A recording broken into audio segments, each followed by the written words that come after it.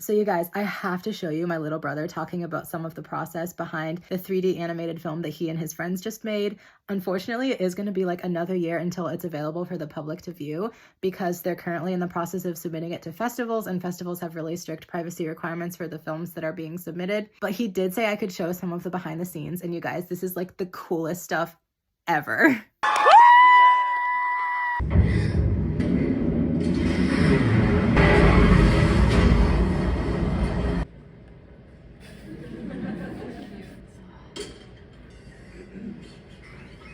But she fucked it up like she always does. Destroyed it. Shut up!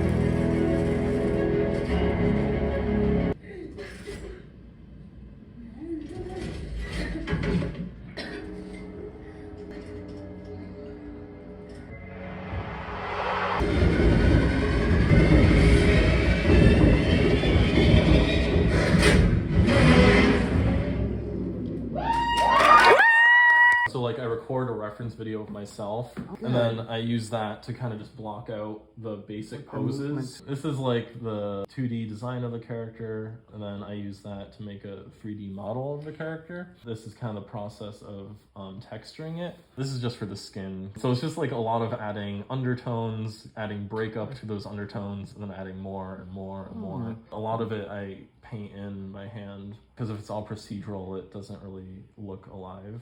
This is the vehicle concept, and that's the model I made based off that. So I modeled everything, and then I textured everything, and then I gave it to one of our friends in illustration, and he drew over all the still frames in Photoshop with graffiti. Wow. That's the black market. Here's the locker room concepts.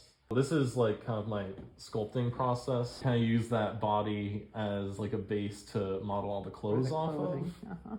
And this kind of gets into like the topology. When you're sculpting, it's like millions and millions of polygons. So you take that and then you manually draw over it to reduce it into something more usable. You have to be kind of cognizant of the patterns you're following. It's called face flow, so that it deforms correctly. That's her healthy and that's her sick. This is the rig. Louis takes the model I make and then he adds controls to it. And then he paints the influence that those controls have over different body parts. That's the rig for the car. When you translate it in space, the wheels rotate automatically. Locker room, lighting tests. These are just various props that I made, different furniture props and things like that.